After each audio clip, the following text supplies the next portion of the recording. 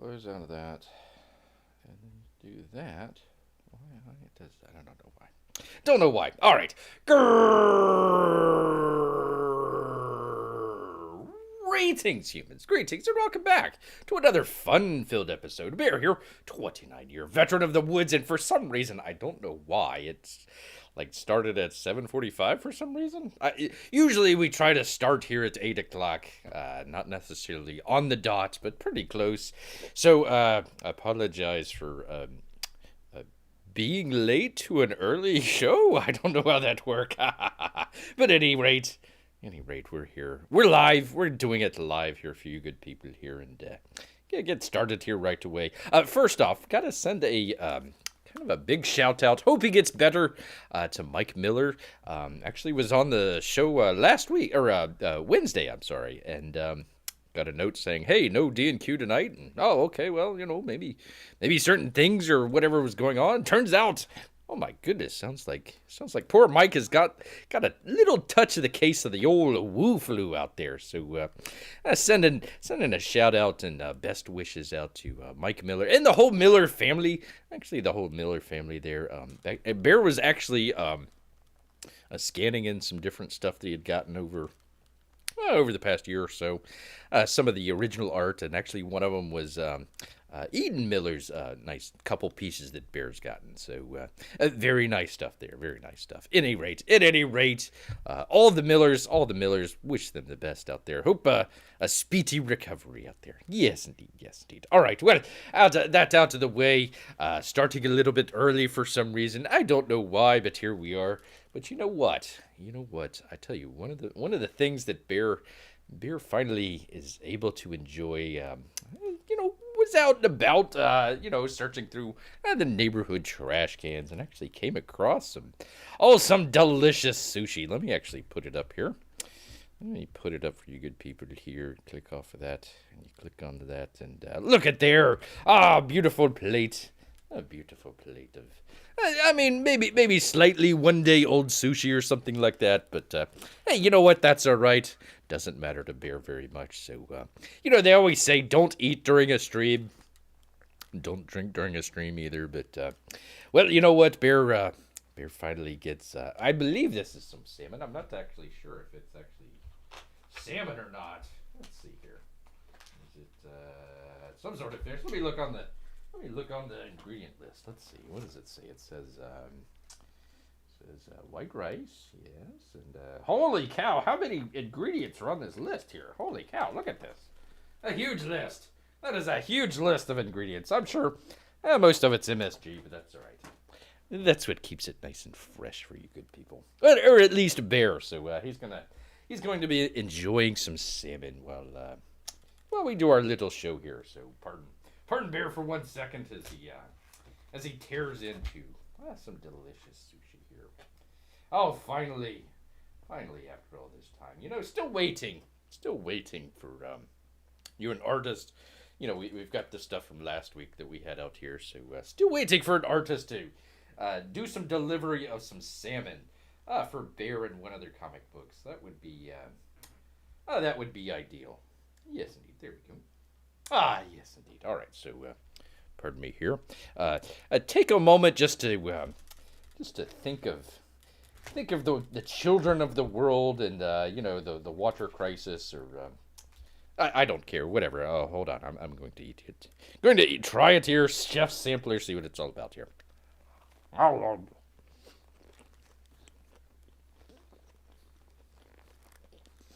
Hey, that's what we want. That's what we want right there. Yes, indeed. Most people, they wouldn't start their show. They just wouldn't start their show just kind of stuffing their face with stuff there. But, why it's fresh sushi like that.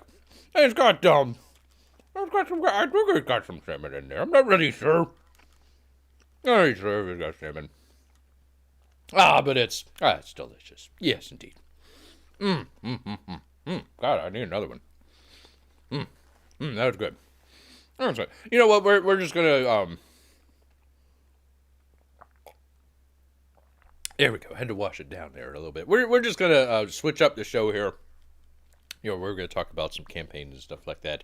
Screw all that. It's going to be Bear stuffing his face for the next hour or so. So I hope you would do enjoy that. we are not going to stuff our face for the next hour. I promise. Gonna stuff my face with another piece of sushi though. That's definitely on the menu, as it were. There we go. I'm gonna kind of do this gingerly here. It kind of falls apart in Bear's claws here. Yes, indeed. All right. 1 second.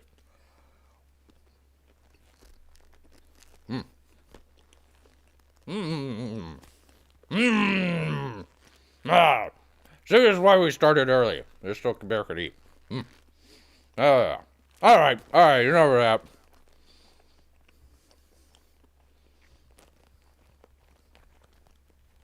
Enough of that jibber jabber where Bear's just kind of stuffing his face. That's all right.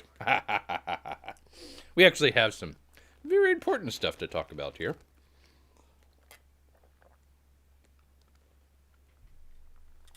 Once Bear wets his whistle. Yes, indeed. All right. So we get to it here real quickly. Let me go. There we go. Get that out of the way. Because we actually have some stuff to discuss. We were talking about it, on the last, hold on. That's some good sushi. Yes.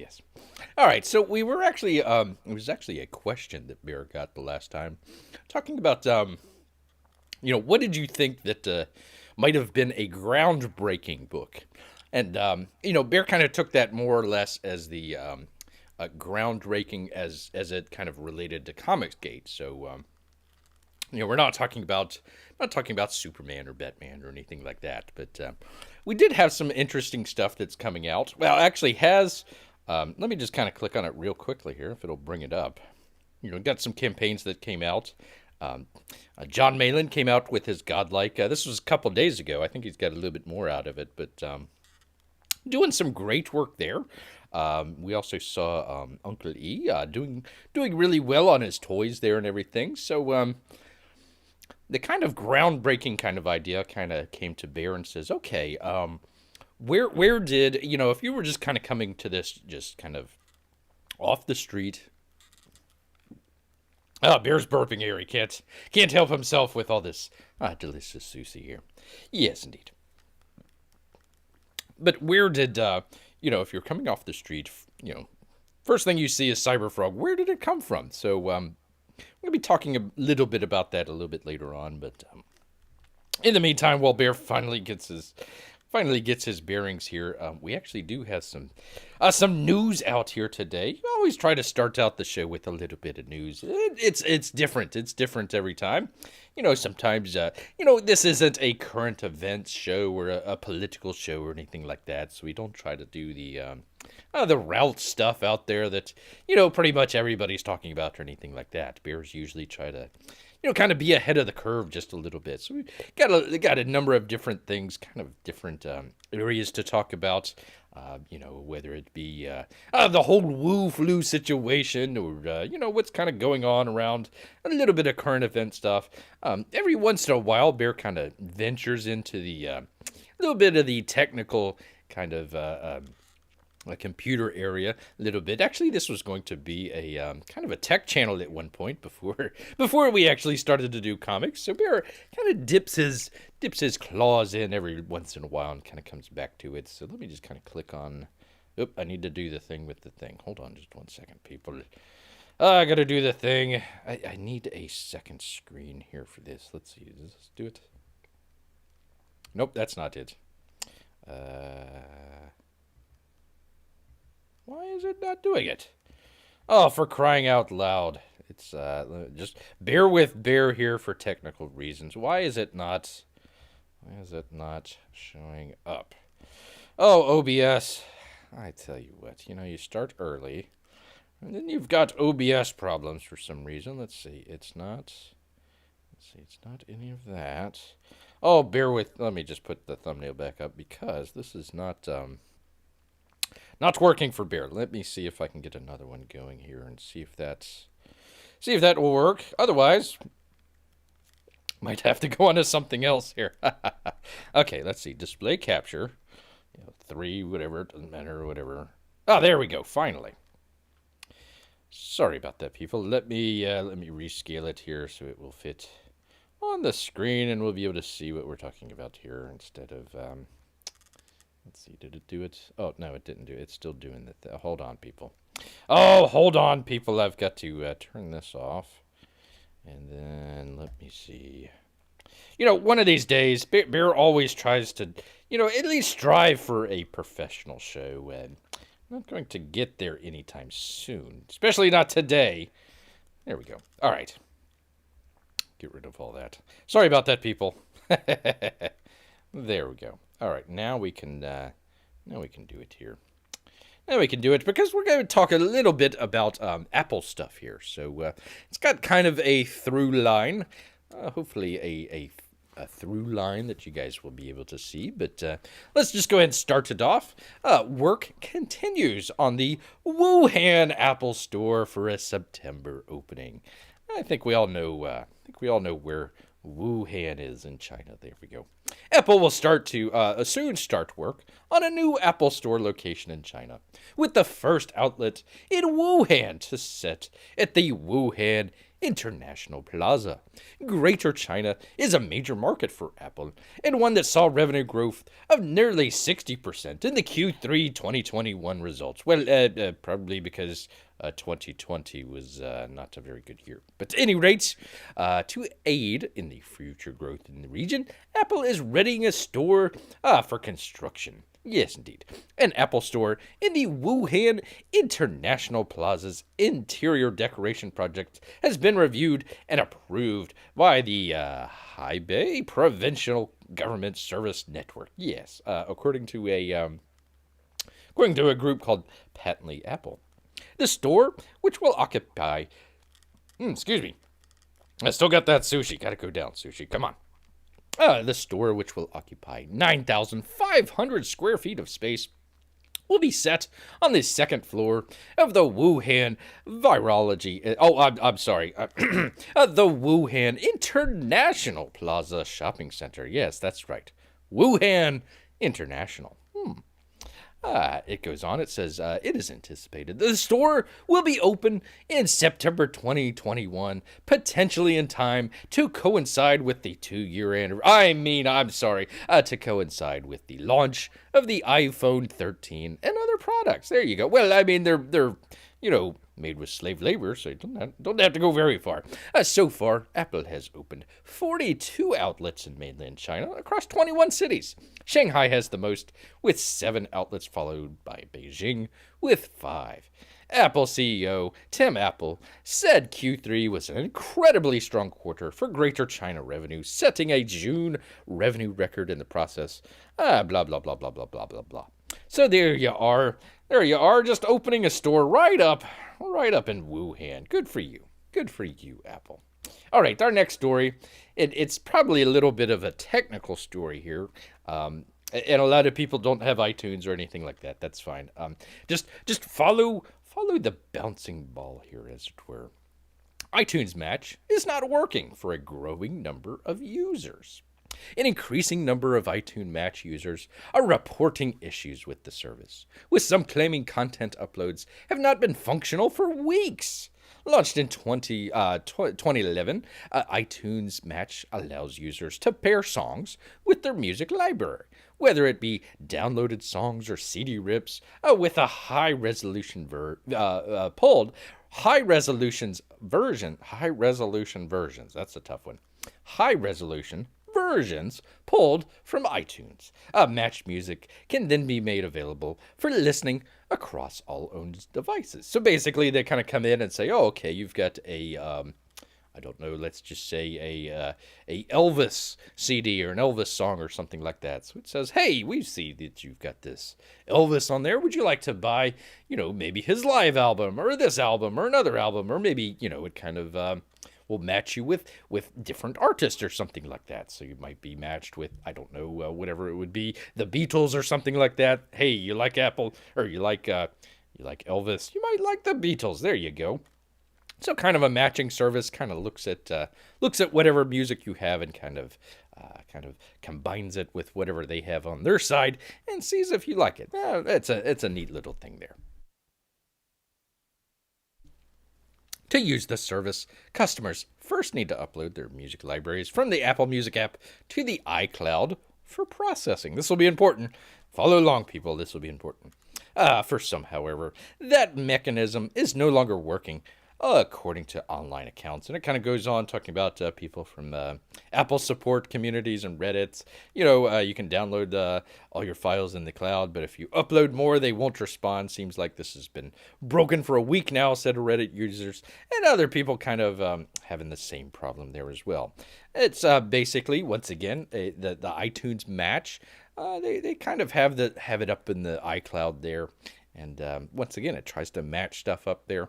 But they're having a little bit of a problem here, it seems, trying to do that. So that if you've got your music on there, it's kind of a downer. But it kind of goes something. It's okay if it doesn't match your music or something like that. I mean, hey, would you like to have that? Sure. Is it a must-have? Is it, life-changing or anything like that? Not really. I mean, you can kind of get away with that or something like that. But that's all right. Okay, so that kind of blends in, kind of the two stories blends into this final story, which kind of caused a bit of an uproar. And we'll just kind of get into it here. It says, I'm sorry, I should have mentioned this before. It's Apple Insider. And this is by Mike Peterson. And Mike, I'm not even going to try and pronounce it. The two Mikes there. What you need to know, Apple's iCloud, we were talking about iCloud, Apple's iCloud Photos and Messages Child Safety Initiative. I mean, gosh, who doesn't want child safety? Who doesn't want child safety? We'll come back to this neat little picture here, but it's kind of important, especially the first step here. That first step is very important here. But all right. Apple's recent child safety announcement about iCloud Photos image assessment and management notification has generated a lot of hot takes. Oh, those hot takes. I tell you what. But many of the arguments are missing context. Oh, those people, historical information, and the fact that Apple's privacy policies aren't changing. Oh, okay. Well, let's see what it says here. Apple announced a new suite of tools on Thursday meant to protect children online and curb the spread in what they're calling child sexual abuse material. They call it CSAM. I think we all kind of know it's CP. I think we all know what CP would be, so we don't need to get into that further. Bear does not want to talk about anything about that. This is kind of interesting thing here. It included features in iMessage, Siri, and search, and a mechanism that scans iCloud photos for known CP images. So what you do is you take your photo on your iPhone there, and a lot of times what happens is it is kind of shared to the iCloud. So your photos go up there on the iCloud, and then, let's just say you took a photo with your phone and you want to look at it on your iPad or your computer later on. Well, it just kind of downloads it from the iCloud there, so you don't have to kind of download the photo and from the phone and upload it into your other device or anything like that. So it kind of acts as kind of a middle manager there. So they're basically, they kind of came out and said it's going to scan all your iCloud photos. Everybody's iCloud photos that they have up there is now going to be scanned in a quote unquote new set of tools. There we go. Cybersecurity, online safety, and privacy experts had mixed reactions to the announcement. Oh, gee, I wonder why. Users did too. I tell you what, sometimes, look, Bear's not the best at English here, but, the sentence structure here should have said users did too, however, although they put a period there. The two Mikes, whichever Mike did this, I tell you what. Let's see, users did too, of course. However, many of the arguments are clearly ignoring, you bunch of ignorant fools out there are clearly ignoring how widespread the practice of scanning image databases for CP actually is. Well, number one, who cares? That's not what we're talking about here. We're talking about why Apple is doing it, not why, let's just say Google or somebody else is doing that. This is just clearly talking about Apple, and Apple has actually been kind of forefront and out front, saying that they're out there to protect your privacy, and now they're actually going to go through all your photos and scan them. So there you go.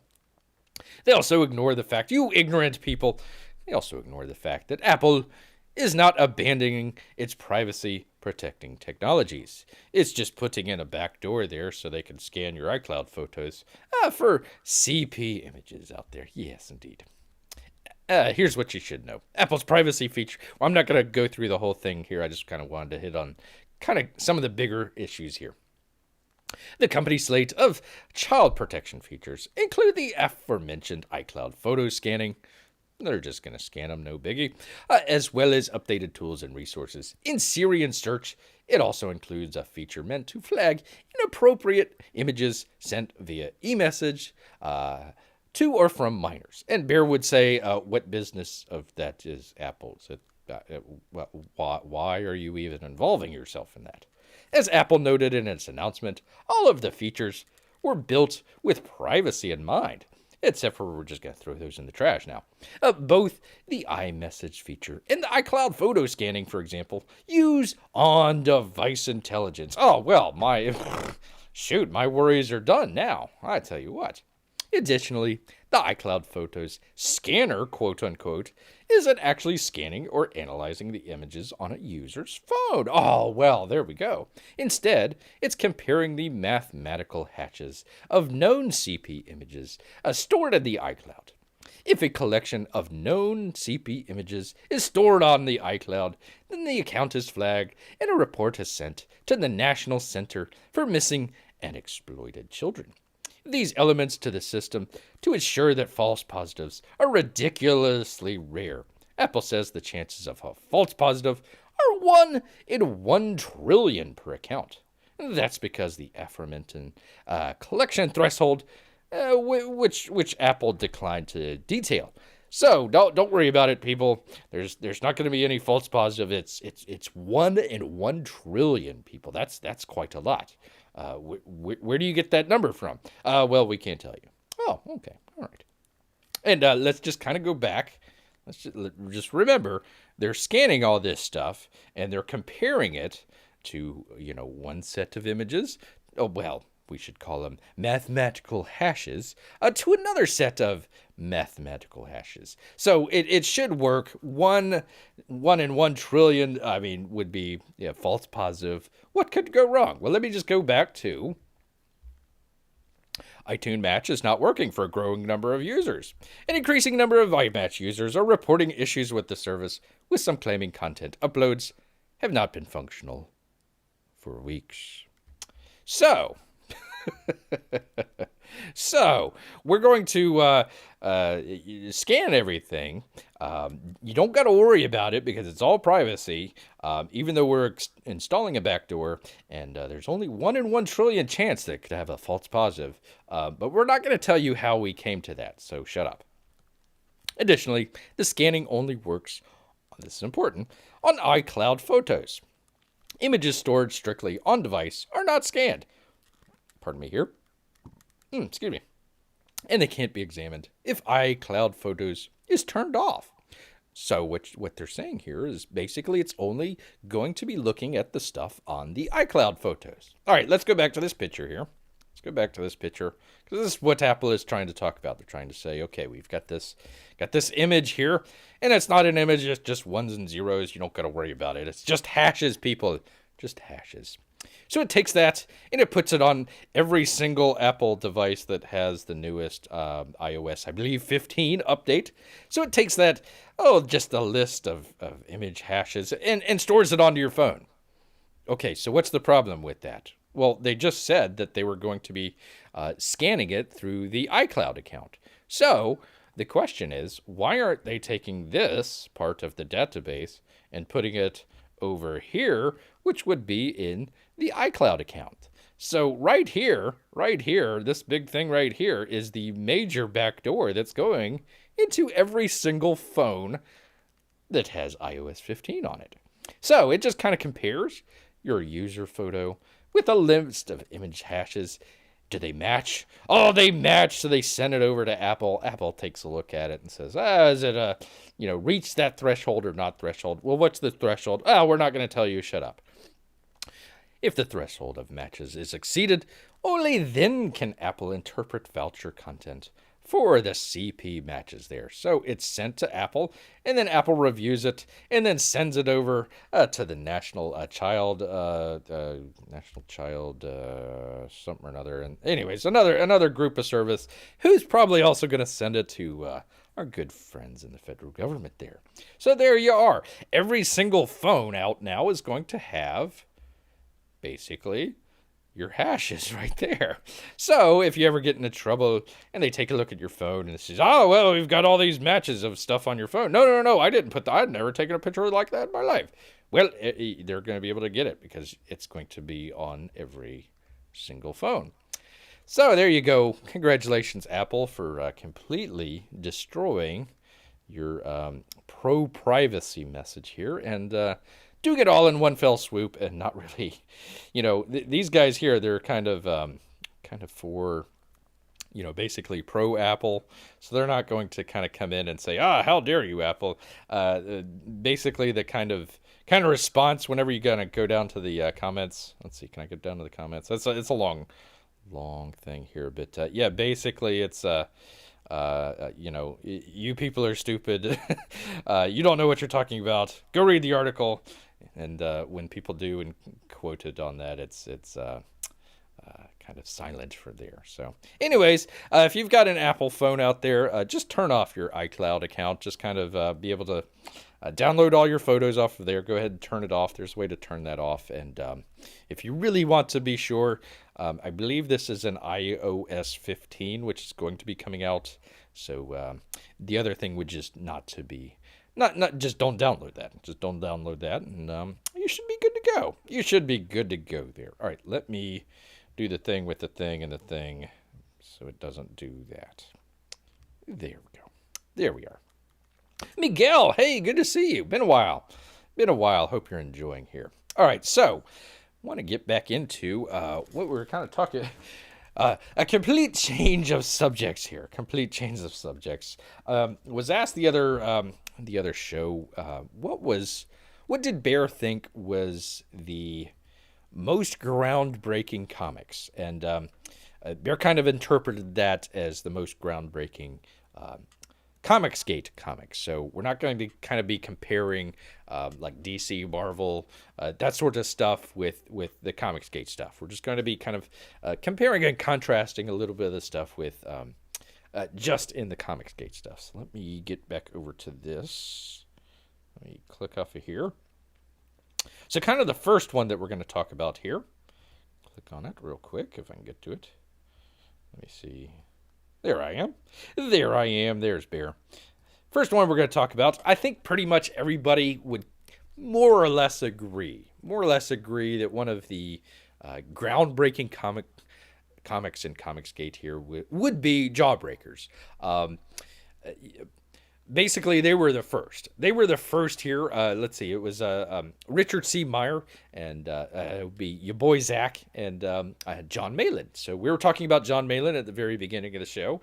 Well, how did he make all that money on the Godlike comic? Well, it all started with this little comic here, Jawbreakers. Richard C. Meyer wanted to get this published.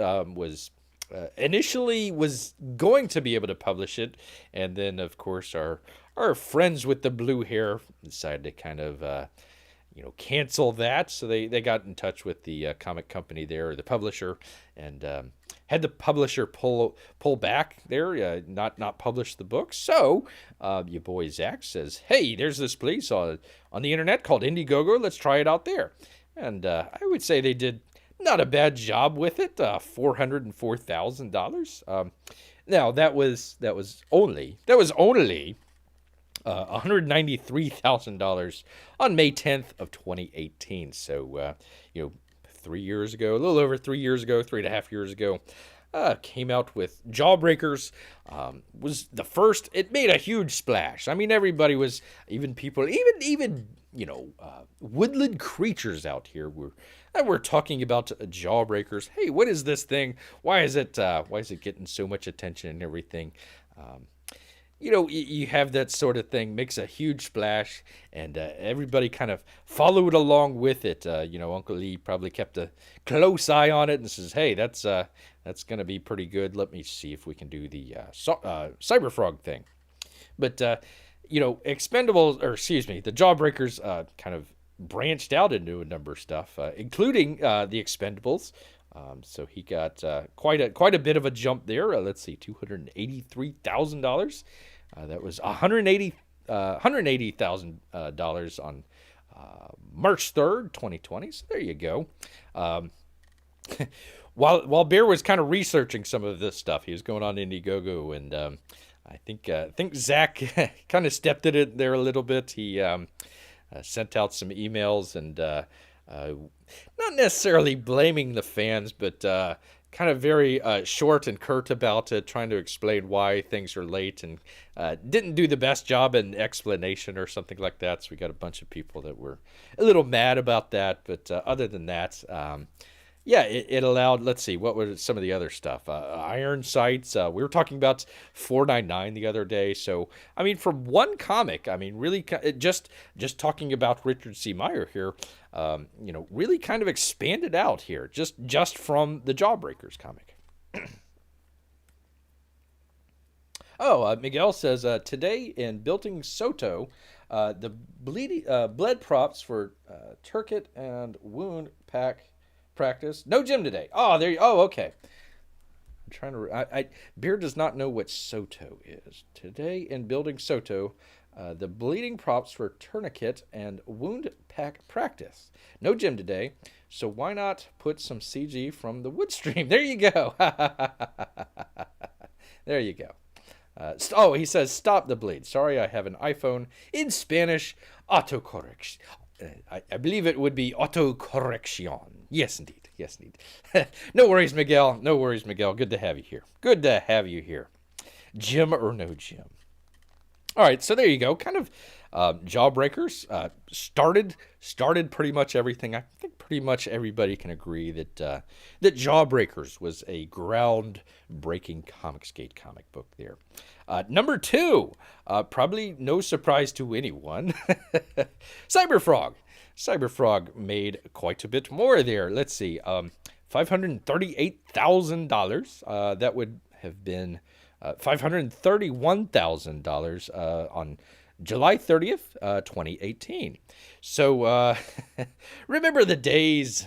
Bear actually went back and tried to find the original campaign. There were actual second and I believe third campaigns just for Cyberfrog Blood Honey here.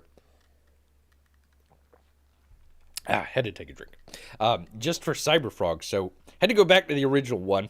And remember the days when they were only 60 days long, 30 days, and then maybe we'll extend it a little bit more, then it'll go 60. Well, that's what happened to Cyberfrog and Bear. Bear was checking out Cyberfrog, wasn't really knowledgeable about Indiegogo, and they ended up closing the campaign. So had to get it on the second round there. But Ethan Van Sciver's Cyberfrog Blood Honey comic book made $538,000 on its first run. So they took the excitement and sort of novelty to Jawbreakers and kind of pushed that cart even a little bit further. So how would you describe it? It was a big leap forward, I guess you could say, for Cyberfrog. Kind of took the success of what was going on with Jawbreakers and Ethan has a little bit more of kind of a gregarious personality. Zach maybe a little bit more reserved. So definitely somebody like that coming up on their YouTube channel also helped that the whole Star Wars situation was starting out at that time, the fandom menace, that sort of deal. So kind of piggybacked upon that. Definitely had the highest backers, or I guess I should say amount that was made. I don't know if it had the most backers, but definitely was the highest amount. And also that sort of kind of parlayed into what was going, the promotion campaigns started to become what was called CG Live or Comicsgate Live.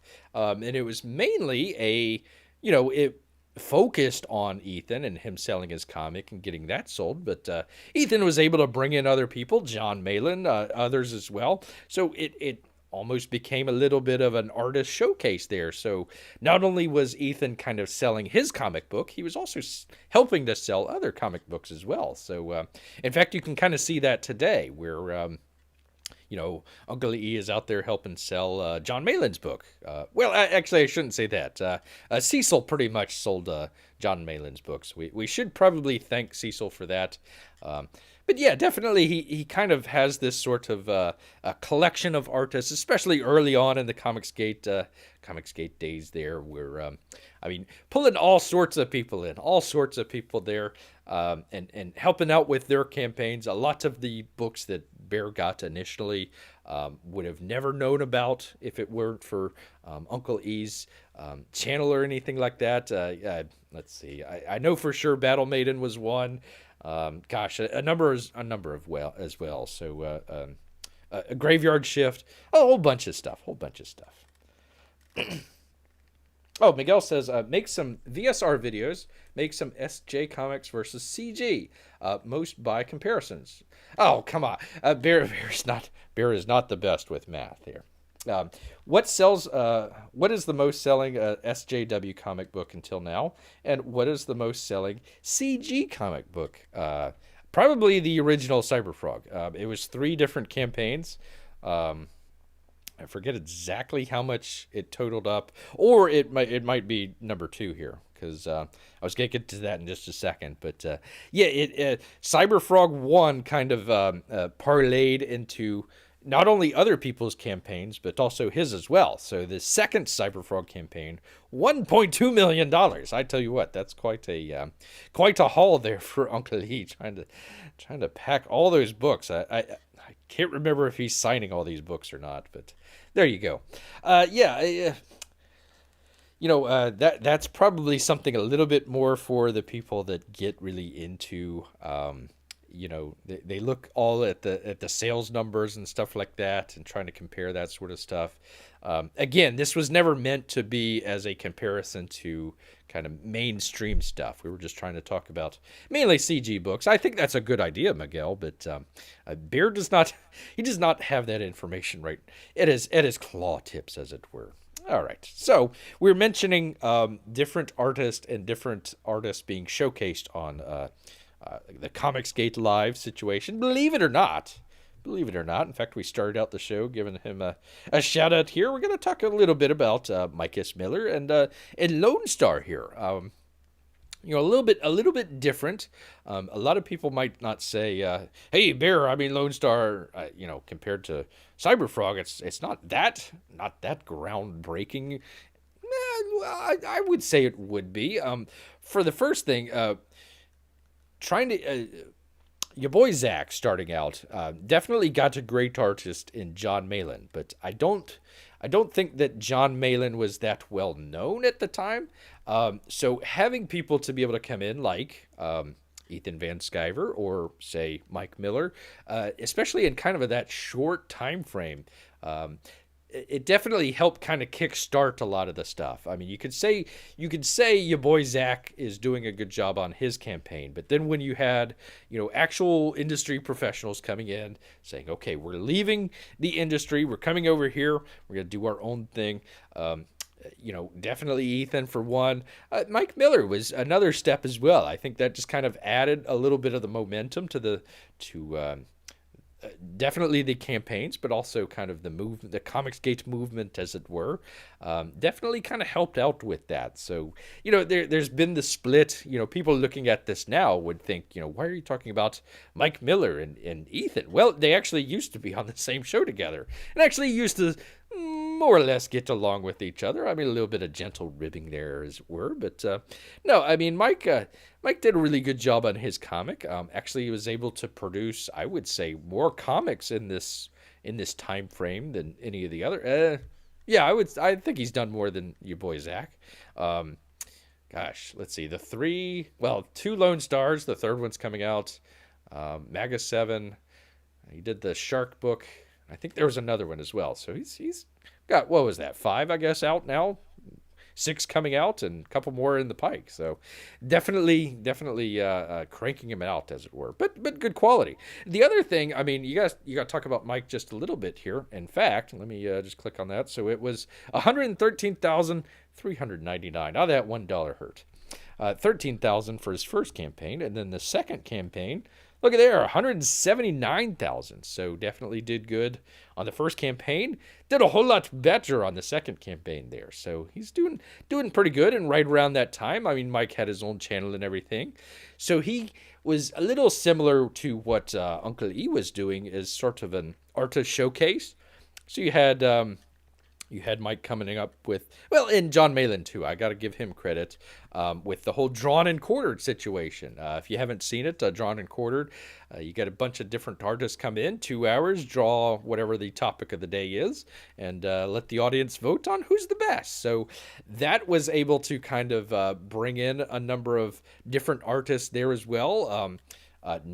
They did a really good thing where they would bring in winners from a fan edition in to come to compete with some of the big name artists there. So that helped out with a bunch of, which I guess you would say no names at the time, or little known names at the time, being able to go head to head. That's, get your name out there and everything. Plus also the auctions as well. I think Uncle E is going to be doing an auction tonight. He was doing one last night. Well, he got the idea from Mike. I mean, that's where it came from. So you got to give Mike a little bit of credit, coming up with some, definitely with the shows that we kind of see out there now. Also, just being able to bring these different people on. Again, a number of people that Bear had never heard of. Matthew Weldon. I mean, Bear wasn't really sure about Matthew Weldon until he was on the Drawn Quarters show and stuff like that. Or Matthew Cawson, or Siege, Under Siege, or any of the other guys out there. Elliot Fernandez.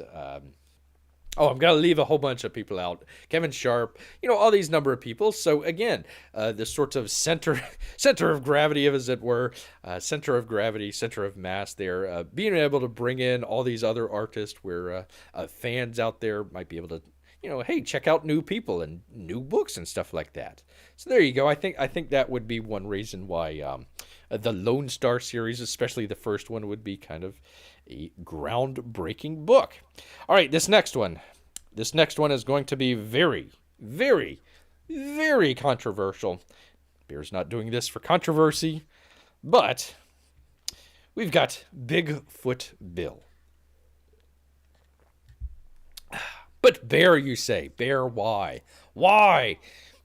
Dirtworm Doug, he doesn't deserve to be on the list of the greatest groundbreaking comics in Comicsgate. Well, I think, I mean, again, I would put an asterisk on this. Obviously, Doug. Mike doesn't consider himself Comicsgate, but Doug definitely is very much what they would call anti-Comicsgate. I'm not sure what that is, because if you're anti-Comicsgate, you're with the industry.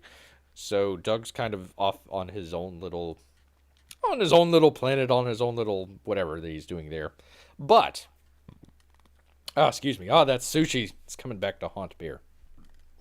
It, once again, kind of in that same vein of bringing in a well-known artist into the fold of Comicsgate and kind of keeping that momentum going. Doug TenNapel kind of coming in and doing some of the shows early on. I know it seems like an odd thing, but he was on the Comicsgate live shows. He was doing live streams with all the Comicsgate people that we know, especially early on.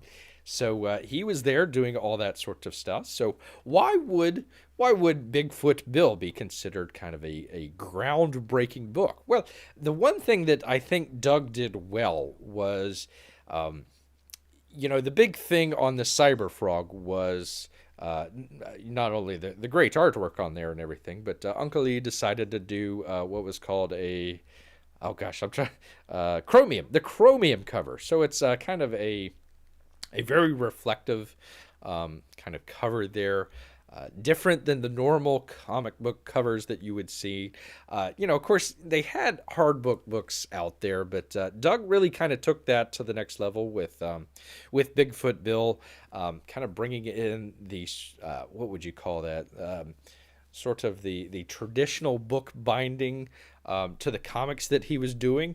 So I think that influenced a lot of the other creators out there, especially if you're doing a hardbound. A lot of the stuff that you see nowadays with stretch goals and whatnot, you're going to see, oh, we're going to get, foil emboss this or that. Or, this different stretch goal, or we're going to, UV or whatever the case is. Well, a lot of that kind of started with Bigfoot Bill there. And Doug, of course, after I trying to remember if this was it wasn't the top um, money making comic at the time, but it was pretty close. I think it was, number two, number three, somewhere right around there. So Doug did a really good job as far as, coming up with the comic, the book, that sort of deal. After the campaign, he left Comicsgate. And, at the time, Bear was kind of, okay, we can understand that. You're going back to the video game company and you're going to do some stuff over there. Maybe they have some, stuff that they don't want to deal with our hat group that we have here, making hats. Didn't want to have anything to do with that. Okay, all right, that's fine. If you want to kind of separate yourself from that, that's okay. It was when he kind of turned on a lot of not only the creators but the fans as well. I think that's when Doug TenNapel kind of lost out of favor there. But the kind of last thing that Bear would kind of talk about, Earthworm Jim did a whole heck of a lot of money there, kind of used Bigfoot Bill to kind of balance in his success. But the biggest thing that Bear would say with Earthworm Jim and kind of Doug in general would be how he kind of inspired some of the what you would see kind of normally now in the Comicsgate stuff. So Uncle E just kind of launched I forget what he calls it, but basically the box that you can kind of put your original comics or Cyberfrog comics in. So keep getting that twisted. I don't know why. Doug actually came out with the first sort of, a classy box. Kind of started that whole box craze. And yeah, so you got to give at least a little bit of credit. I know a lot of people don't like Doug. Bear would put himself in that as well. But since we're talking about groundbreaking books and not necessarily the books that are most favored or something like that, you got to at least throw in it at the very least. Bigfoot Bill, it kind of opened up a lot of possibilities for people to say, oh, okay, that's what a comic book can look like. So, it was something to people to strive for. Not everybody can raise nearly $200,000 for a book, and he put a lot of money in there. Had a whole bunch of issues with the shipping and everything. I think that was the other thing. People kind of took notice of Doug's shipping situation, kind of how that played out, and says, okay, we don't want to have that sort of backlash. So they kind of, made sure, at least tried to make focus the campaign stuff. The issue with Bigfoot Bill was he took more money than books printed, so that was kind of an issue there. But lessons learned. All right, click off of that. Oh, Miguel says TenNapel, yes, definitely is more political. No, he's not an SJW. No, I wouldn't call TenNapel an SJW. But he is not neutral. He is a conservador. I like that, conservador. I like that Spanish kind of mix in there. That's pretty good. And not liberal like CG. I wouldn't call. Yeah, one of the things that Bear would add with Mike and maybe Doug to a certain extent, they're a little bit more on the politically conservative side. You got a number of people who might say, yeah, I voted for Trump, but, didn't like this or that. We're on, definitely on Doug's side, it would be, Trump can do no wrong, that sort of deal. I think a lot of people kind of fall generally in the middle, or if they're on the more liberal side, it's more tolerable for them. They don't mind. They wouldn't mind. Let's just say getting a Magnificent Seven book from Mike there because it was a funny book. You might not even like Trump or anything like that, but it's a genuinely funny book. He did a pretty good job with that. So yeah, I Doug's situation with YouTube was definitely his political stance, and I think he took that way too far that he needed to.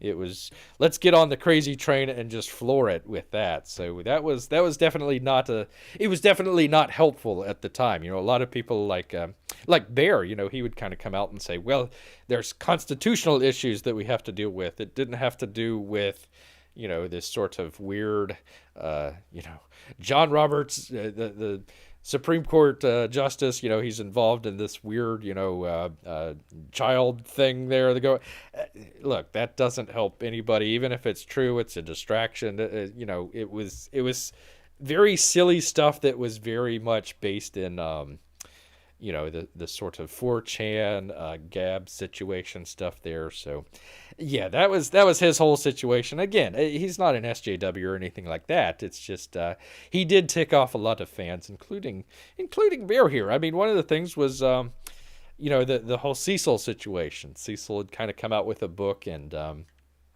was kind of poking fun at Doug. I thought that was in bad taste. Didn't really need to do that or anything like that. But then Doug kind of turned right around and was trying to get Indiegogo to cancel Cecil's book. And it's, again, Doug isn't an SJW, but some of those tactics were. So yeah, that was definitely a black eye on Doug there for sure. All right, not only one of Bear's favorites, but also I would probably say definitely groundbreaking book here would be Earthbound by Narwhal. I don't know why he's going by Per Berg here, but well, I guess if you're living in Portland, I guess you got to go by an assumed name. But yeah, anyways, Earthbound, not necessarily the first campaign. The first campaign, there was actually 2 Earthbound campaigns. The first one didn't do the greatest in the world, but it did fairly okay. Narwhal came back out with a second round here with a hardcover. Did much better. I think he doubled up on what he came up with. So I would kind of put Earthbound and Narwhal in the camp of, okay, we've seen the professionals. We've seen the people that have came in from the industry and then said, okay, let me try and make the mark in the independent area. Narwhal would be one of the ones that has come up with Comicsgate. You can name a couple others. Kyung Lee would be one. Didn't include it on the list here, but Matthew Weldon probably should have included. What was that? Punchline. Another great sort of independent style book. So again, Earthbound doesn't have, it doesn't have any costume heroes or anything like that. It's, a story about free will and predetermination. So pretty hefty book there to be talking about and kind of in a comics form, but he made it work. And of course, went on. We were talking about the other day, Earthbound 2. I mean, look at that. He's already up to, and this was a couple days ago, $66,000. So what was that? Let me click back on it here real quick. 1 second. Where is it? So yeah, pretty much tripled his amount there. From the first Earthbound. So yeah, if you haven't checked out Earthbound 2, please do so. But yeah, also we were doing it here earlier, 499. So a number of projects that, and let's see, what was the other one? Foreign Agent. So from that one book here, Earthbound, we had Narwhal expand out, and then now he's kind of coming in with your boy Zach, and they're kind of doing their own little collaboration there. Well, without Jawbreakers, without Earthbound, we wouldn't have 499. We wouldn't have any of the other collaborations that are going to be coming out of this. Hopefully, some good stuff there. So kind of switching the gears here a little bit with it, but a little bit more of the independent realm. And I think this is a little bit where the Comics Gate is going to be going. There's a little bit of a split there where you see a lot of the big campaigns going one way and doing really well, and then you've got a lot of the other campaigns that are doing fairly well, but are being overshadowed by some of the bigger campaigns. So hopefully we can get a little bit more of some of the newer campaigns and newer artists out there trying their trade here to see what they can do. I think that's kind of Comicsgate. We kind of call it different things here, but maybe Comicsgate 3.0 if this is 2.0 here. And your boy Zach talking about stuff on the internet was Comicsgate 1.0. So hopefully we've got some more artists coming out and gonna be kind of able to carry the torch, as it were. Carry the torch. All right, one final one. And it was kind of interesting. I kind of debated on whether or not to include this or not. Talking about the Packens Land Omnibus. Now, Bear made the joke of it literally being groundbreaking because it's like 738 pages long. So, yes, if you dropped it, you wouldn't want to drop it on your toe because it might break your toe, but it would definitely break the ground. Now, Gary wouldn't be one of the, big selling books. I mean, $20,000. A great job there. Nothing wrong with that, but nothing earth-shattering or anything like that. But the one thing that Gary did right here is the omnibus. See, now we've got, let's see, what did Bear see? The She omnibus. Billy Tucci's going to be doing an omnibus. I think Ethan is also doing a omnibus of Cyberfrog, the 90s run there. So he's kind of started a trend there of doing collections of if you're a professional, hey, dig back into the catalog and kind of do something with it there. So I think Gary kind of started that trend, and a little bit like Narwhal there, kind of did his own little campaign. He's kind of going in the opposite direction. Everybody is, hey, digging back into their catalog. Gary says, no, I don't want to dig back in the catalog. I want to go forward. So he took one of his characters there and made it his own. $32,000 there for Titan. Kind of a Batman mouse sort of situation there.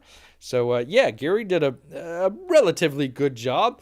He's increasing his amount over the time there. So, I think another one where it would have been a previous artist kind of coming in from one of the companies there, but very much a very independent thing. And believe it or not, Gary was actually on Ethan's channel, the Comicsgate Live channel. I mean, many, many, many moons ago. But he was selling, I believe it was Packens Land, if I'm not mistaken. So, I mean, you have a lot of these people that have a lot of the stuff in common. Kind of got split away here for various reasons. But I don't see why anybody couldn't get back together other than Doug here. Any of the people like Mike or anything like that. I think, just trying to get through some of the, I guess it would be professional rivalry a little bit there. Kind of the locking horns, I suppose. No, I'm the better artist. No, I'm the better artist. That sort of deal. But, I think kind of bringing Mike back into the fold and, getting the band back together. The one thing that you kind of want to look at is not trying to hold grudges against people that hold 90% of your values, 80% even, 75%. Like Miguel here was saying earlier, the people aren't necessarily SJWs or anything like that. They might be a little bit more on the liberal side of the political spectrum than, some of the other guys who are on the more conservative side. But I think the thing that everybody has in common is you don't want people to be kicked out of their jobs just because of a tweet they made 5 years ago, 6 years ago, a post they made 10 years ago or something like that coming back to haunt them. Number one, people change. Number two, it has nothing to do with the job that they're doing right now. So trying to get people back on base, figure out who the real enemy is, if you want to use that term, instead of trying to snipe at each other, professional rivalry aside, identifying why some of this stuff is why your boy Zach had to go on Indiegogo in the very first place to be able to run. It was a good comic book. There's nothing. It's not one of Bear's top comic books. I mean, not even in the top 5. But it's definitely groundbreaking, and what he did back then was groundbreaking. So identifying why he did that, why he had to do that, definitely goes back to why a lot of the artists need to kind of put aside some of the rivalry, the professional rivalry there, and swallow a little bit of pride and be able to put out a good face for the rest of the community here. Be able to hey. I don't want to feel bad buying both Cyberfrog and Lone Star, for example. I think both are great books, and both books should be read by people. I think they do. I think both of them do a pretty good job. Again, it just gets into the headbutting and that sort of deal that is just. It's just silly. One of the things, Bear started his channel, and then like all of a sudden it kind of got into the big Comicsgate split and everything. So that was kind of disappointing, but I think we've got a pretty good future ahead, especially when you've got stuff like, let me see, Gary here, and also Earthbound as well. Let me get to it. A lot of the upcoming artists, I didn't put it in there, but Matthew Weldon as well. I wouldn't say it was groundbreaking or anything like that, but comics like Battle Made in Knucklebomb, that was still one of Bear's favorite books. So I guess you could call it groundbreaking. It had a little bit of the manga stuff. I think that was also the first black and white book in Comicsgate. Not mistaken, I hope. Anyways, there's probably 1 or 2 or 3 or 5 different books that you might say, well, you should have chose this one instead of that one, or you should have added this book instead of this book. And I think those are all pretty well. You can make an argument for that, but I think you can make an argument for the books that Bear showed here. So just kind of refresh here: Jawbreakers, Cyberfrog, Lone Star, Bigfoot Bill, Earthbound, Packard's Land. I would say those would be the, let's see, how many is that? 6?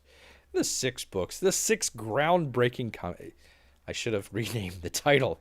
Oh, man, that would have been great. That would have been a great clickbait title. I need to rename that. The 6 groundbreaking comic books in Comicsgate. There you go. All right, let me, I've been neglecting the chat here. And that's all right, because there's no chats. That's all right. All right. Well, I hope you guys enjoyed this kind of number 1 trip down memory lane, and hope that some of you kind of agree with Bear's choices here and some of the groundbreaking comics out there. Oh, let me click out of that and go back to the thing.